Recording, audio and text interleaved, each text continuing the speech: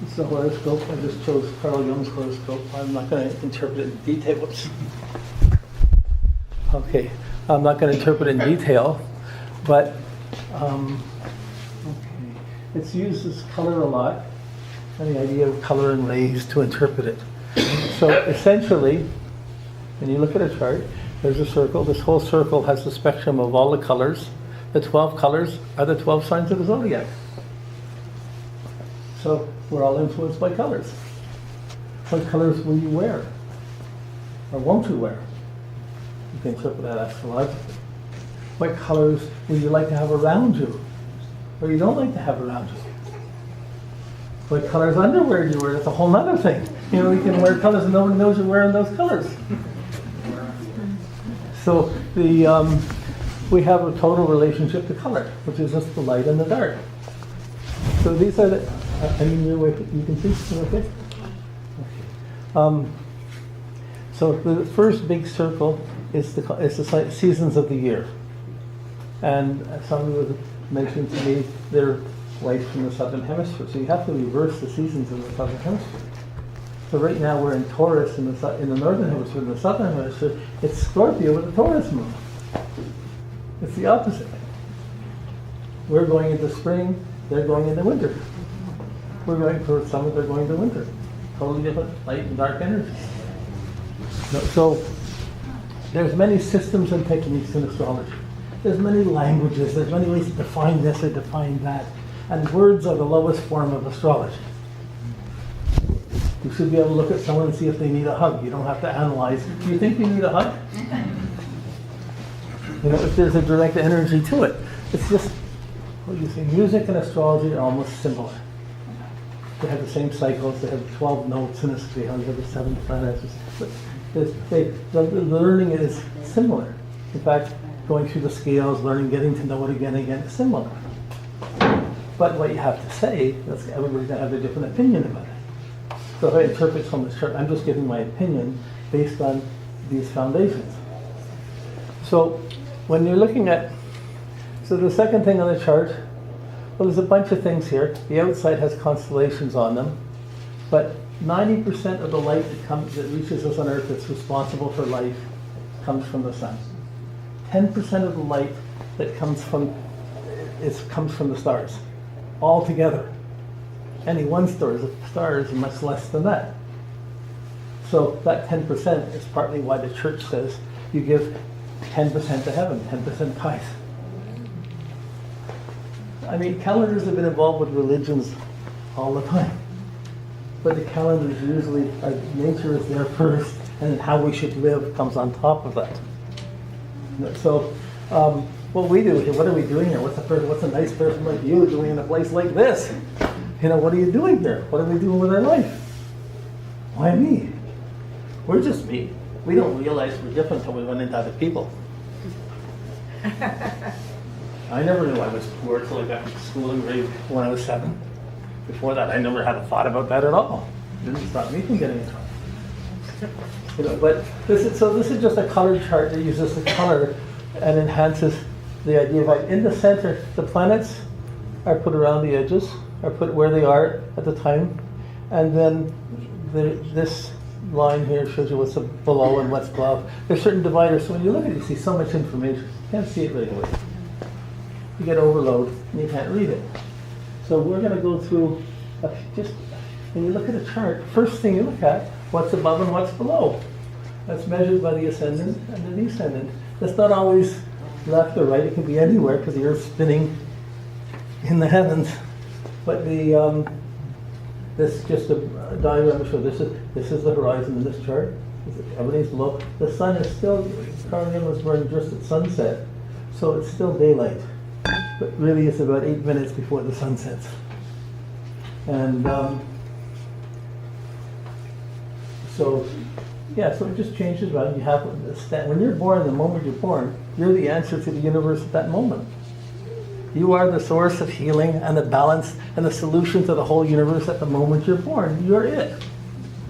I can define it this way or that way. It's not going to define it as well as you're being it. So, okay. This is it. The second one is This is the line the MC. What's above and what's below? The highest point of the light and the highest point of the dark. It's not exactly even. Like, not always is it exactly 90 degrees. Because we don't live in the center of the earth. We're on this globe, and we're on some edge of it. We're not just, so we get these distorted angles of what's rising and what's overhead. It can be like, it can go like that. Robert, so, what is MC and IC? Mimum Coli, Imum Coli, the highest point in the sky, the lowest point beneath you. Coli, it's Latin for ceiling, the heavens. So this is the one where you can see the highest point above and the lowest point below. This is your deepest inner motivation point, where you're coming from. What's the I? Pardon? What's the word for the letter I? Imum. As a mimum and imum, I'm not a Latin scholar, but they're Latin words for above and the highest and the lowest. So the lowest point is the deepest point within you. What's the deepest point within your being? What's the most subjective point in your life? Where are you coming from? Where are you coming from? You're coming from your last night's sleep. You're coming from your mother's womb. You're coming from your last night's sleep. And you're projecting out into the world to see what you do, and then you're responding to what you projected. You're putting out, you're taking in. So this chart will show you the motivation. So like your personal motivation for this chart is Taurus. It's a bright summer motivation. The color, the person's motivated by being more independent or free. But the status is much more Scorpio. It's a psychologist. We've got to do something that's going to happen to do something for others that's going to be socially committed and more meaningful. So it breaks down to different ways you understand the colors of the signs. I'm not getting into that today. I'm just trying to show you that when you look at a chart, you look for this half, you look for that half, you look for these quadrants to get your bearings on what it means. And these basic things, I can interpret a person's chart just using these four things without even looking at the planets, and you wouldn't know that I left anything out. You know, it's like listening to a symphony. If there's 50 violins playing, how many people are going to know if somebody loses the note? The conductor will know it's exactly that person, but no one else has trained their hearing. We're just trying to hold on to a beat. We're doing the same thing with our lives. But our soul is the conductor. You can do what you want, sure. You get back what you get. It's your choice. You keep doing it. You know, when we get into problems with being upset about other people, what they're doing or hurt by other people, we're really just minding other people's business. You know, where do you end and where does the rest of the world begin? Where's the end of you? On your skin. Anything outside of that, you're minding other people's business. But that's interesting too. So then the next set of these divisions, this is dividing the circle of signs. This is dividing the equinox. This is half of the year, daylight is greater.